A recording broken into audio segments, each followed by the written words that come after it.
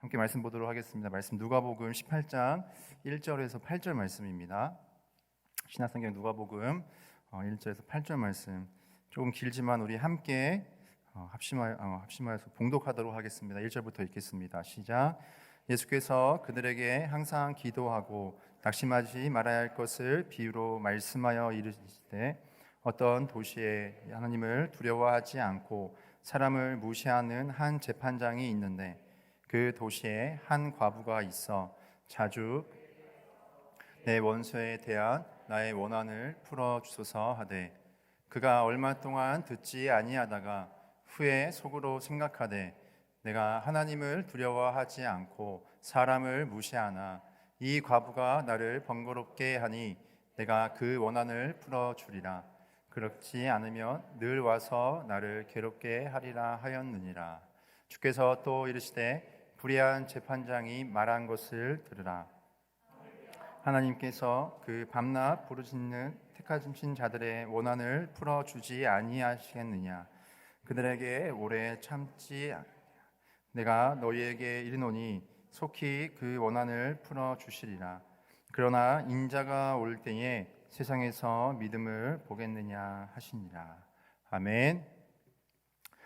올해 14년 차를 맞이하는 베스트셀러가 있어요. 다들 아시겠지만 이 트렌드 코리아라는 책이 있습니다.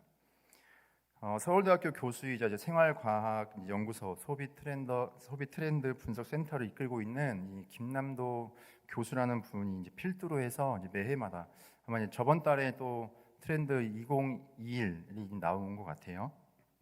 그래서 매해 새해마다 내년은 어떻게 될 것인가 분석을 하고 예상을 하는 책입니다. 그런데 이 책이 올해로 14년 차를 맞이했는데 14년 동안 동일하게 하고 있는 이 말이 있어요. 어떤 말일까요? 우리가 소망하기로는 내년은 더 좋아집니다. 내년은 코로나에서 어떤 악에서 해방됩니다. 이런 말이면 참 좋겠는데 내년에는 전망이 더 좋지 않습니다라고 14년째 동일하게 얘기하고 있어요. 올해 출간됐던 이 트렌드 2020 이 표지를 봤을 때 제 눈을 사로잡았던 이 문구가 있었습니다. 그건 뭐냐면 가면 뒤에 감춰진 현대인의 진짜 욕망을 찾는다 라고 적혀 있었어요. 그래서 어려운 시장 속에 새로운 돌팔구를 찾으려면 이 멀티 페르소나, 즉 상황에 따라 가면을 바꿔 쓰듯 현대인들의 이 다중 정체성에 따른 현대인의 진짜 욕망을 발견해야 한다라는 뜻입니다. 아마 이 문구가 트렌드 2020의 핵심인 것 같았어요. 오늘 금요일에 나오신 성도님들은 어떤 감춰진 욕망을 가지고 이 자리에 나오셨습니까? 또 영상 앞에 또 모였습니까? 지친 평일의 마지막 밤, 또 주말이 시작되는 금요일 저녁에 우린 또 어떤 열정을 가지고 우리 발걸음이 교회로 또 영상의 예배 앞으로 모이셨나요? 간절히 원하기는 갈라디아서 5장 16절의 말씀과 같이 성령의 소욕에 사로잡혀서 또 성령에 따라 모든 열매와 또 모든 열심을 행할 수 있도록 기도하기 위해서 또 여러분들의 지친 마음과 또 상한 심령과 또 허한 가슴에 성령의 뜨거운 은혜로 채워지길 소망하는 갈급함으로 예배의 자리로 나오셨기를 부탁드립니다. 그래서 성도는 낭망하는 삶을 사는 자들이 아니라는 사실입니다. 저를 따라서 한번 해볼까요? 성도가 낭망하는 삶은 낙원을 소망하는 삶이다.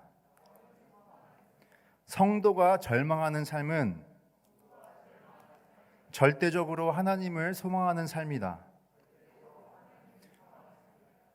네, 그래서 오늘 누가복음 18장 1절에서 8절 말씀을 통해서 낭망하지 말고 낭망을 기도하자. 즉 낙원의 소망을 기도하자라는 제목으로 함께 말씀을 나누고자 합니다. 이 낙원을 소망하는 삶의 기도, 하나님 나라를 향한 소망을 품기 위한 기도가 요즘 시대에 무엇보다 가장 필요한 기도의 제목인 줄 믿습니다. 누가복음 18장 1절에 예수님께서 어떤 상황에서도 낭망하지 말고 끝까지 인내함을 가져서 기도할 것을 권면하고 있습니다. 우리 1절 말씀 다시 한번 읽겠습니다. 1절 말씀 시작. 예수께서 그들에게 항상 기도하고 낙심하지 말아야 할 것을 비유로 말씀하여. 아멘. 우리가 18장 전체를 다 볼 것은 아닌데요. 18장에는 극과 극이 되는 두 인물들이 등장을 합니다. 한쪽에는 사회적, 종교적으로 강자로서 재판관, 또 바리새인 지도자, 또 성인이 된 어른이 나옵니다.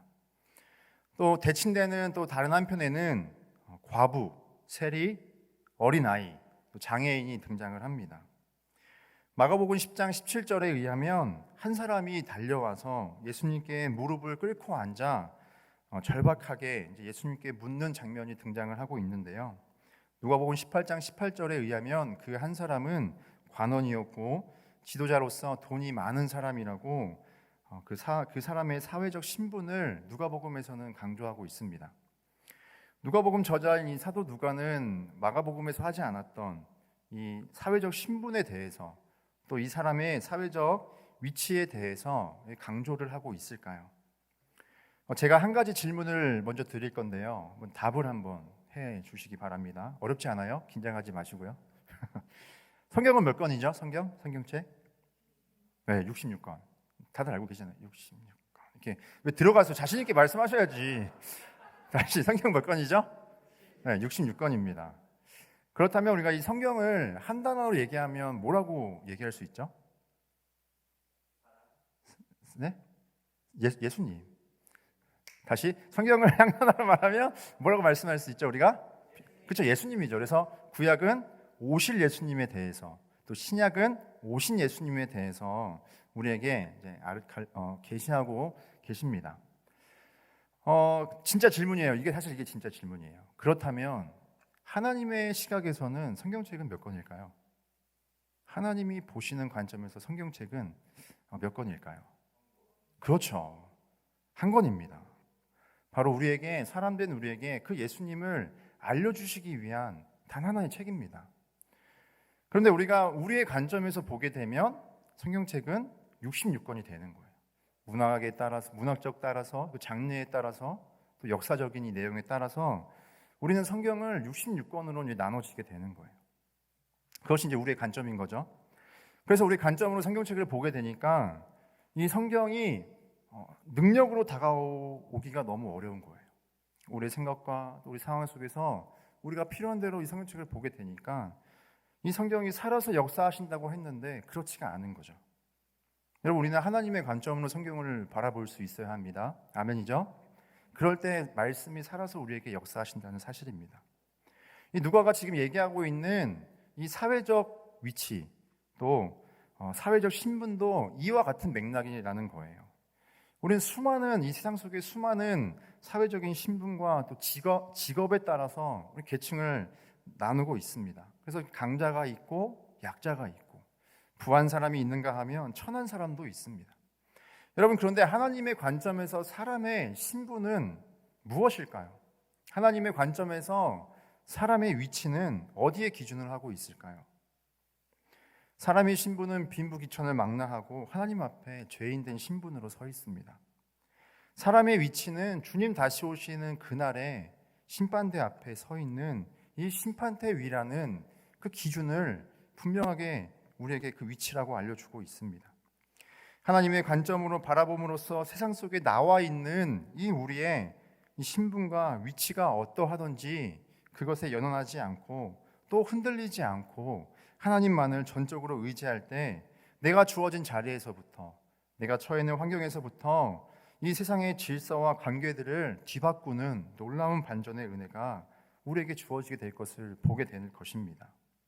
그래서 예수님이 우리에게 말씀하시는 거예요. 낭망하지 말고 끝까지 인내하며 기도하고 기도하도록 정신을 차려라 라고 말씀을 하고 계신 겁니다. 우리 베드로전서 4장 7절 말씀을 한번 읽어보겠습니다. 베드로전서 4장 7절 말씀 시작. 만물이 마지막에 가까이 왔으니 그러므로 너희는 정신을 차리고 근신하여 기도하라. 아멘. 현대인 성경을 보니까 정신을 차리고 자제하여 기도하십시오, 즉 인내하며 기도하라고 우리에게 알려주고 있습니다. 예수님의 이 누가복음 말씀에서 보게 되면 이 비유를 통해서 기도함에 있어 강청함의 필요성을 이 말씀에 담고 있습니다. 강청함은 부끄러움을 모른다는 뜻이에요. 부끄러움을 개의치 않고 간곡하게 요구함을 의미하는 게 간청이 아니라 강청입니다. 강청. 우리 마태복음 15장 26절 27절 말씀 한번 읽어보겠습니다. 시작. 대답하여 이르시되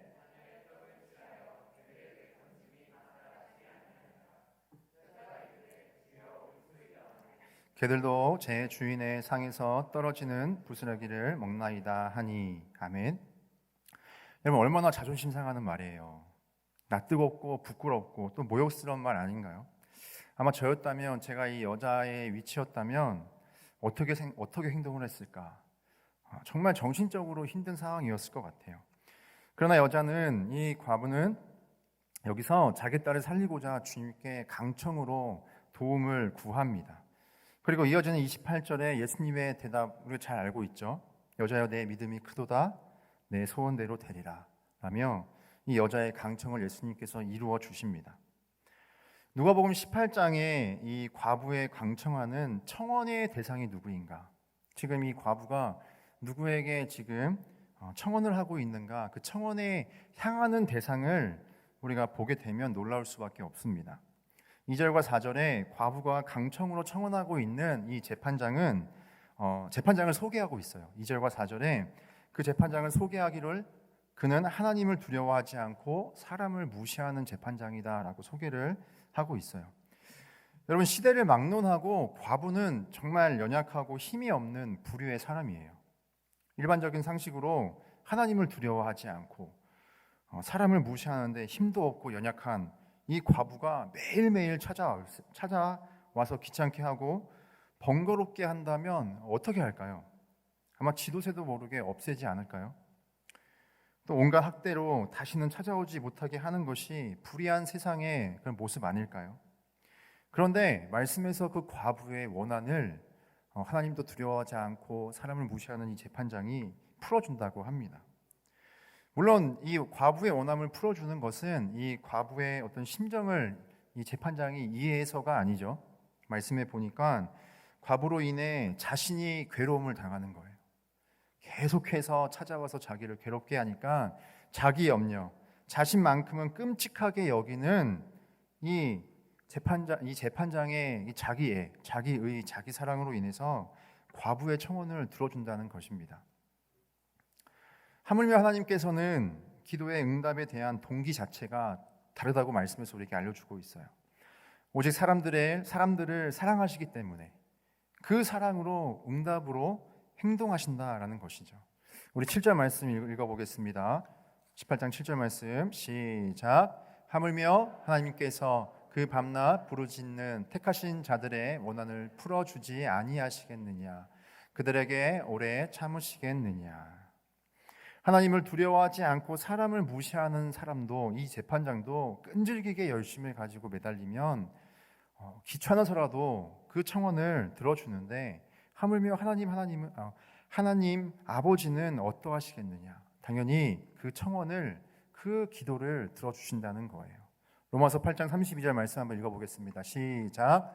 자기 아들을 아끼지 아니하시고 우리 모든 사람을 위하여 내주신 이가 어찌 그 아들과 함께 모든 것을 우리에게 주시지 아니하느냐? 그런데 왜 하나님은 왜 우리의 기도를 이 단번에 응답해 주시지 않을까요? 이렇게 말씀에서도 우리에게 모든 것을 주신다 하셨는데, 낭망하지 말고 끝까지 인내하며 강청함으로 기도하라고 왜 우리에게 말씀을 하실까요? 여러 가지 이유가 있겠습니다. 그러나 우리에게 가장 좋은 것을 주시려고 열심히 기도하게 하여 강하게 성장되기 위한 기도의 훈련을 시키시기 위해서입니다. 또 그렇게 기도해서 받은 이 기도의 응답은 결과만 중요시하는 것이 아니라 그 과정도 소중하게 여기게 될 것이죠. 그래서 주님께만 감사하고 또 기도에 응답해 주신 그 하나님께만 영광을 돌리시게 하려는 훈련, 바로 이러한 신앙적 고백을 위해 기도의 훈련을 우리 모두에게 시키신다는 거예요. 저는 대학원을 다니면서 저녁에 일을 해야만 했었습니다. 그렇게 1년 반을 이제 다니니까 너무 힘든 거예요. 육체적인 피로도 있었어요. 아침 일찍부터 나가서 공부하고 또 끝나자마자 또 바로 일을 해야 했으니까. 그런데 그것보다도 같이 공부하고 있는 동기들과의 이 관계를 맺지 못하는 정신적인 어려움이 보이지 않게 점점 커지더라고요. 그러던 중 4학기가 시작될 무렵에 회사에서부터 이제 재계약을 하지 않겠다. 실업급여를 줄 테니 이제 여기서 정리를 했으면 좋겠다라는 통보를 받았어요. 그래서 이제 일을 가뜩이나 이제 그만두고 싶었는데 그만두게 된 거예요. 너무 좋았는데 참 안 일어난 게, 일을 할 때는 일을 한다고 힘들었는데 일을 그만두니까 이제 또 학교 어떻게 다니지? 이런 생각이 염려가 들었습니다. 이제 해를 넘겨서 2월 달이 되면 이제 실업급여가 끝나는 상황이었어요. 그렇다고 이제 실업급여가 그렇게 많은 것도 아니었어요. 저녁에만 일을 하니까 혼자 살기 딱 맞을 정도. 조금 부족하면 이제 부족하고 그 정도로, 그래서 이제 모을 수도 없는 상황 속에서 실업 급여를 이제 신청한 날부터 하나님이 가라고 해서 이제 대학원 왔는데, 직장을 그만두고 이제 대학원 왔는데 하나님 재정을 주세요. 아니면 저 내년에 학교 못 갑니다라고 기도하면서 이제 기도의 제목이 하나 더 생겼습니다. 그래서 10월, 11월 괜찮아. 12월 되니까 이제 점점 이제 초조해지는 거예요. 1월 되니까 하나님 좀 뭔가 사인이라도 주셔야 되는 거 아닌가요? 조금 이렇게 막 조급해지는 거예요. 이제 그러던 중에 이제 1월 어느 날 이제 이런 소식이 들려왔습니다. 현창훈 씨 레슨비 얼마 받아요? 지금 레슨 가능하대요? 라는 이제 소문이 들려왔어요. 제가 어렸을 때 탁구를 했기 때문에 탁구를 하고 이제 다시 운동을 하면서 조금 이렇게 입소문이 이제 좀 나고 있었습니다. 그래서 하나님 탁구 레슨인가요? 이렇게 또 재정을 채워주시나요? 이렇게 또 이제 또 김치국물을 이제 마시게 된 거죠. 그래서 제가 이제 대략 경력은 이렇다. 레슨비 한 이 정도 받는다. 요일 조정도 가능하다. 열려 있다. 이렇게 이제 정보를 이렇게 흘렸어요. 그런데 정말 놀랍게도 아무런 소식이 안 들려오는 거예요. 들려와야 되는데. 그래서 그렇게 아무 소식 없이 한 2주가 지나서 이제 모른 척하고 그 체육관을 이제 찾아갔습니다. 그 전에 이제 뭐 텀블러를 하나 놓고 와서 이거 찾으러 갈게요 하면서 이제 갔어요. 갔는데 가는 날이 장날이라고 이제 그곳에 새로운 코치가 와서 그날 레슨을 하고 있더라고요. 너무 당황스러웠어요. 너무 당황스럽고 막 여기서 막 이렇게 막 나올. 근데 이제 그 순간 이제 당시 출석하고 있던 이제 교회에서 청년부 이제 출애굽기 제자 훈련을 이제 받고 있었습니다. 그 상황 속에서 당황스러운 그 상황 가운데 순간 제자 훈련 받았던 말씀이 떠올랐어요. 출애굽기 15장 22절에서 27절 말씀이었는데, 환경의 어려움, 이 마라의 쓴물을 넘어서 엘림의 12샘물과 종려나무 70그루 더 좋은 것을 예비하시는 하나님, 지금보다 더 좋은 것으로 나에게 예비하시는 하나님, 그러니 내가 여기서 불평하면 안 돼, 불만하면 안 돼, 라면서 입을 꾹 닫고 나왔어요. 제 마음에는 이제 대학교 때부터 돈 때문에 사역하지는 말자라는 마음이 있었습니다. 또 신대원을 또 가게 되는 그 상황 속에서도 하나님이 정말 은혜를 주셨는데 아무 데서나 알바하지 말자. 신대원 다니는데 뭐 카페에서 일해요, 술집에서 일해요, 이런 거 하지 말자. 그런 마음을 좀 결심을 했습니다. 그래서 그 상황 속에서 기도밖에 할 수가 없더라고요. 2월이 지나 2월 말이 되는데도 너무 조용했어요. 그래서 마음을 내려놨습니다. 올해 3학년은 휴학인가 보다.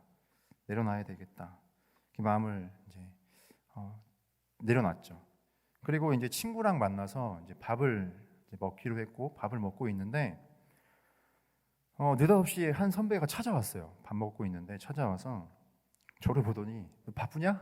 물어보는 거예요. 그래서 아니요. 너 레슨 하냐? 그래서 아니요. 그래? 따라와. 그래서 밥 먹다가 저랑 제 친구랑 선배랑 이제 선배 따라서 갔어요. 근처에 있는 체육관을 이제 가게 된 거예요.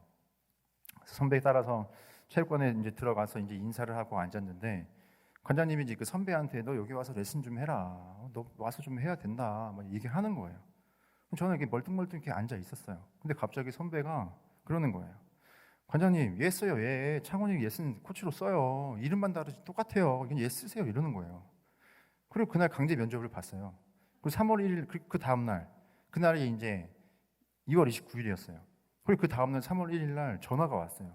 그래서 뭐 경력 뭐 레슨 어떻게 하냐 이런 거 이런 거 이제 물으려고 전화하셨는데 뭐 하세요? 그래서 저 신대원 다닙니다. 그랬더니 신대원생이세요? 레슨 합시다. 결정해 놨어요. 실력이나 이게 아니라 그냥 신대원 다닌다고 하니까 그러세요? 그럼 와서 레슨해 주세요. 된 거예요. 놀랍지 않나요? 너무 어이가 없더라고요. 실력으로 레슨을 이렇게 보고 평가를 하는데 신대원 다니고 하니까 바로 그냥 레슨하는 걸로. 성도님들 돌아보시면 아마 저보다 더 값진 응답의 이야기가 분명 있으실 것입니다. 한번 떠올려 보세요. 정말 하루아침에 한순간에 우리의 기도 응답을 해주시는 정말 그 하나님, 왜 우리에게 이 기도의 훈련을 시키시는가? 왜 우리의 기도가 인내하며 강청해야 하는 기도로서 응답하시는가? 하나님의 은혜 말고는 다른 그 무엇으로도 설명할 수 없게 하시며 오직 하나님께만 영광을 돌리게 하시기 위함입니다. 그런데 대부분 사람들이, 저도 이제 그런 것 같아요. 이제 한두 번 기도하다가 응답되지 않으면 하나님 뜻이 아닌가 봐 하고 치부해 버리는 경우가 많이 있습니다. 하나님 뜻이 아닌가 봐, 아직은 때가 아닌가 봐 하며 포기해 버리죠. 혹은 이제 기도해 놓고 응답이 되면 이거 왜 나한테 이런 일이 찾아오지? 할 정도로 기도의 제목을 잊어버리기도 하는 것 같아요. 그런데 우리가 세상에서도 돌아보게 되면 어떤 것을 이제 이루고자 할 때, 어떤 그 일을, 그 목표를 이루기 시작할 때, 그것을 이룰 때까지 우리는 수천 번, 수백 번, 수천 번 포기하지 않고 매달리는 것을 보게 됩니다. 또 우리 아이들에게는 또 어떻게 할까요? 자녀들에게 아인슈타인 같은 이 위인전을 읽어주면서 1000번을 실패해도 끝내 전구를 발명하는 그 모습을 본받으라고 우리가 이야기하고 가르치지 않습니까? 그런데 왜 이렇게 영적인 생활에 이토록 무기력한 모습을 보이는데도 왜 우리는 그렇게 아무렇지 않게 넘길까요? 왜 이토록 영적인 게으름을 피우도록 가만 놔둘까요? 우리가 하나님 앞에 기도하는 것에 있어서 우리는 신중함과 조심성을 가지고 기도할 필요가 있습니다. 그러나 우리가 구하기 시작한 이 기도의 제목에 있어서는 우리가 반드시 응답을 얻든지 아니면 하나님의 뜻이 아니라는 분명한 응답이 있을 때까지는 우리가 포기하지 말고 기도를 해야 합니다. 그것이 종말을 살아가는 성도들이 가져야 할 신앙의 자세임을 누가복음 저자인 이 사도 누가가 우리에게 강조를 하고 있는 것입니다. 그렇다면 우리가 끝까지 포기하지 않고 이 강청의 기도로서 성도가 구해야 할 기도는 무엇일까요? 이 두 가지를 같이 나누고 마치고자 합니다. 첫 번째는 바로 성령의 충만함을 우리가 구해야 합니다.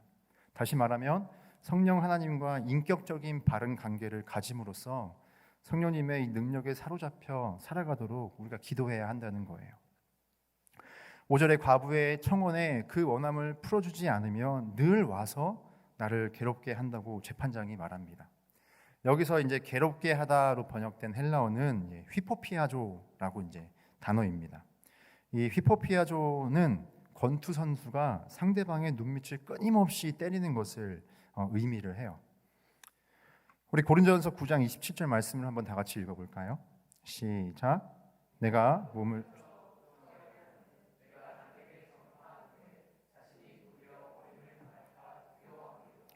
아멘.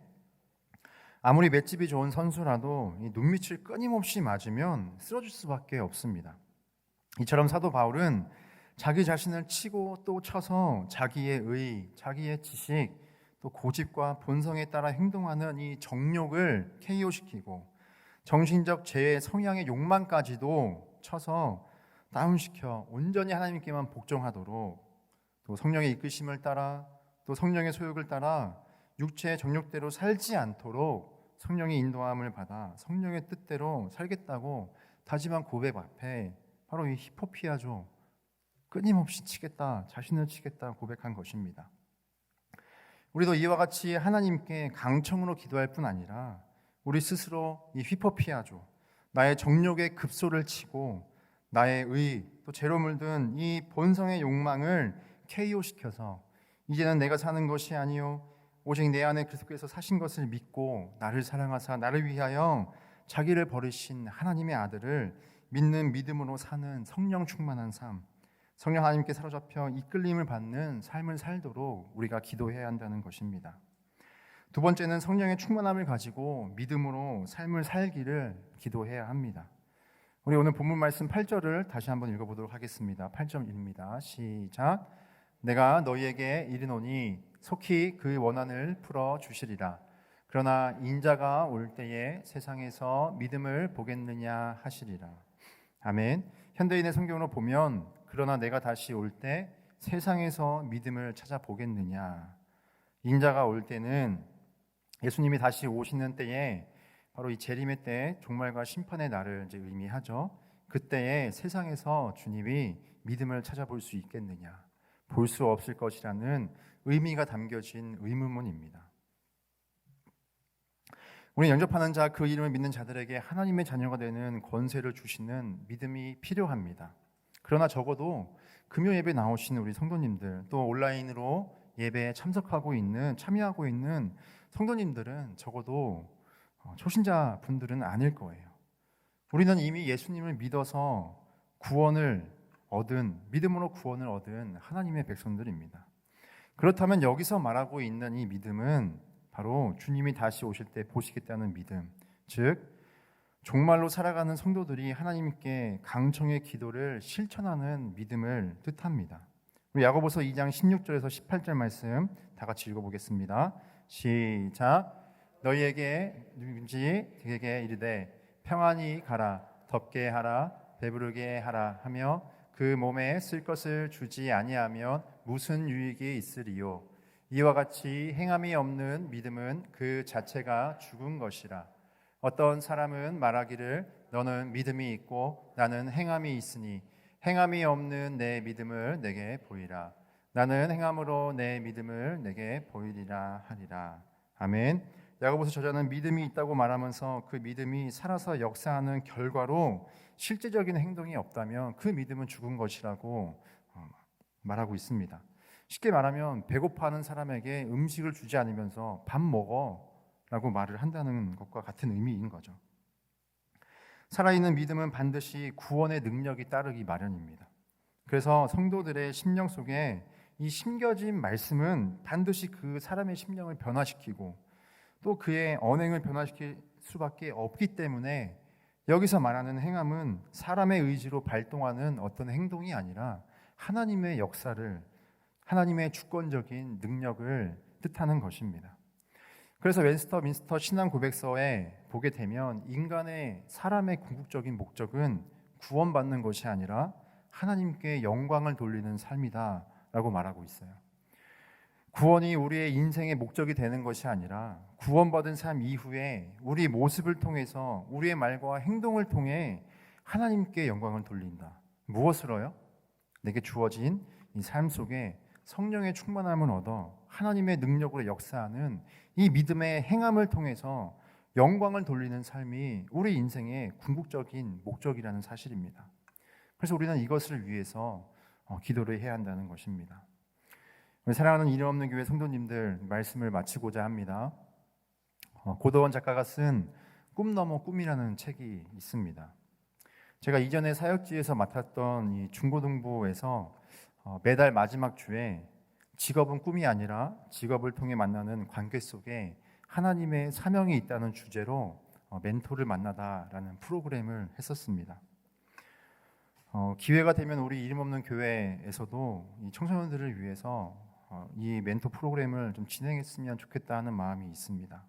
그래서 꿈 너머의 꿈 너머의 진짜 하나님의 부르신 사명을 청소년 때부터 알게 해주기 위해서 이것을 기획을 했고 또 진행을 했었습니다. 그래서 만약 어떤 학생이 저는 의사가 꿈이에요 이렇게 말을 했는데 그 학생이 정말 의사가 됐는데 자신에게 찾아오는 환자에게 관심은 없고 부와 성공에만 관심이 있다고 한번 생각을 해봅시다. 여러분, 그럼 아마 재앙일 것입니다. 칼을 들고 있지만 하얀색 가운을 입고 있지만 살인자가 될 거예요. 또 어떤 학생은 제빵사가 꿈입니다. 그런데 제빵사가 돼서 나 혼자 다 먹어. 아무한테도 주지 않아. 팔지도 않아. 내가 만든 빵 내가 다 먹으리니 하면서 빵만 먹는다고 생각해 보세요. 자신의 꿈은 이러는지 모르겠습니다. 그러나 가족에게는 근심이 되고 또 걱정거리가 되지 않겠습니까? 성도가 구원을 받았는데 구원받은 이후에 아무런 역사가 없다면 그것은 죽은 믿음이라는 것입니다. 여러분, 성도의 꿈 넘어 꿈은 무엇일까요? 구원만 받는 것이 아니라 구원받은 후 그 인생이 주님 다시 오실 때까지 하늘나라 주님 보좌 앞에 모여 하나님과 어린 양께 밤낮 예배하며 슬픔도 고통도 고난도 없이 없는 그곳에서 하나님과 그 어린 양을 영원토록 경배하는 것, 하나님만 영원토록 사랑하리라, 하나님께만 영광 돌리리라, 이 땅에서부터 하늘나라의 관점을 가지고 믿음을 다해 살아가는 이 삶이 성도의 꿈 넘어 꿈이라는 것입니다. 그러니 우리가 믿음을 가지고 삶을 살아간다는 것은 이 꿈 너머의 꿈을 가지고 구원받은 이후 하나님 나라의 소망을 품고 고난과 아픔과 슬픔이 멈추지 않는 이 땅 가운데 뭐 하는 거예요? 하나님의 은혜를 맛보는 것입니다. 하나님의 긍휼을 경험하는 것입니다.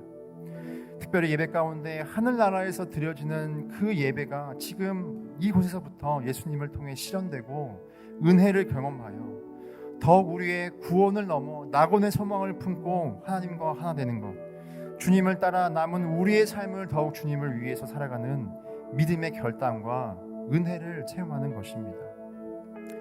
그래서 우리는 성령님께 사로잡혀 성령의 능력으로 또 인도하심을 받도록 성령의 충만하도록 끊임없이 기도를 해야 합니다. 그리고 성령의 능력 또 성령의 역사가 일어나고 체험하는 믿음의 삶을 살도록 우리의 기도는 멈춰서는 안 됩니다. 우리 골로새서 1장 29절 말씀을 읽고 마치도록 하겠습니다. 골로새서 1장 29절 말씀 시작. 이를 위하여 나도 내 속에서 능력으로 역사하시는 이의 역사를 따라 힘을 다하여 수고하노라. 아멘. 우리의 남은 삶, 구원받고 살아가는 인생이 다시 구원받기 전과 동일한 삶으로 돌아가서는 안 되잖아요. 꿈 넘어 꿈, 구원받고 맞이할 하늘나라의 영원한 안식과 기쁨을 소망하는 마음으로 우리의 기도를 멈추지 맙시다. 여러 가지 문제들, 또 여러 가지 고난들, 답도 없는 이 코로나 환경 속에서 계속해서 우리 주변에 위험들이 여전히 머물러 있으나 여러분, 우리는 낭망하지 말아야 합니다.